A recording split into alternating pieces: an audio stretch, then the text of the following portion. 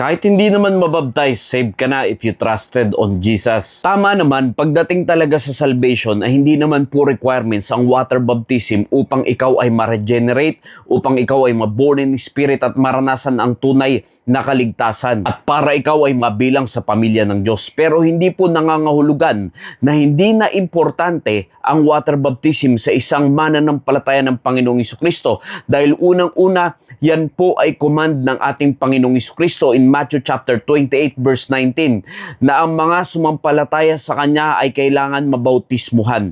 At pag sinabi pong command, hindi po yan optional.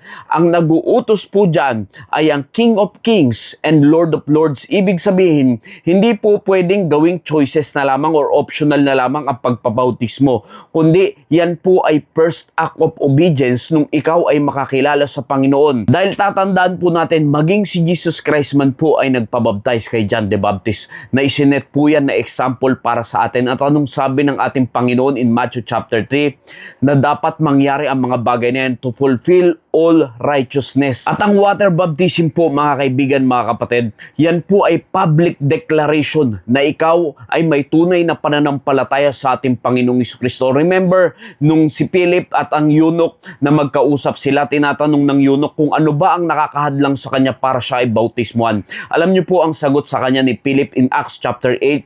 Sinabi po ni Philip sa kanya, "If thou believest with all thine heart, thou mayest." Ibig sabihin, sinasabi po diyan ni Philip na kung ikaw ay may tunay na pananampalataya sa ating Panginoong Jesucristo sa iyong puso, ay pwede ka nang mabaptize. So, ibig sabihin po talaga, mga kaibigan, mga kapatid, pagdating sa salvation, hindi requirements ang water baptism.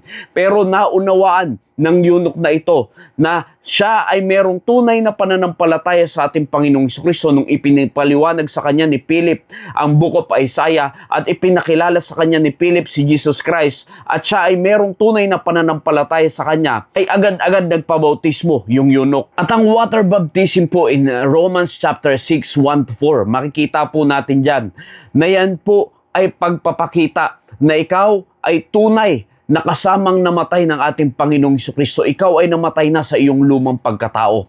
Si Jesus Christ ay namatay, inilibing. At ikaw din naman ay ililibing mo na yung lumang pagkatao mo. At si Jesus Christ ng ikatlong araw ay nabuhay magmuli. Ikaw rin naman, kung ikaw ay nagpabaptize, tiyakin mo sa iyong sarili mo na totoo yung pananampalataya mo para magkaroon ng kabaguhan sa iyong paglakad sa buhay. Kaya sinabi diyan na magkaroon ka ng newness of life. Ibig sabihin, mamuhay ka na may kabaguhan, hindi na katulad ng dati. Dahil yan ay pagsasalarawan mo na tinanggap mo ang ating Panginoong Jesucristo, kaya ka nagpapabautismo sa tubig. Kaya hindi po natin pwedeng sabihin na huwag na tayo magpabaptize pagka tayo ay tumanggap na sa ating Panginoong Jesucristo. Pagdating sa salvation ay tama po yan. Hindi naman kailangan magpabaptize. Pero dahil ikaw ay tunay ng mananampalataya ng Panginoong Jesucristo, hindi naman pwedeng hindi ka magpapabaptize. Alam niyo po ang katotohanan, kung tunay kang ligtas ay magpabaptize ka. Pero ang questionable dyan, ligtas ka pero hindi ka nagpapabaptize. Baka mamaya hindi pa totoo yung pananampalataya mo sa ating Panginoong Jesucristo. Bakit hanggang ngayon ay hindi mo pa rin magawa ang bagay na yan? Maliban na lang kung kagaya mo talaga yung sitwasyon nung nasa thief on the cross na wala naman siyang tsansa na magpabautismo pa dahil siya ay nakapako. O di kaya naman yung mga tao na hindi na makagalaw at wala nang puwersa sa kanilang sarili na hindi na nila kaya magpabaptize at sobrang tanda na. Pero kung ikaw ay malakas pa, hindi ka naman lumpo at nauunawaan mo ang mandato ng ating Panginoong Jesucristo, ay marapat lamang na ikaw ay magpabautismo sa tubig. Nawa naging pagpapala po ang mensaheng ito. Maraming salamat po and God bless you all.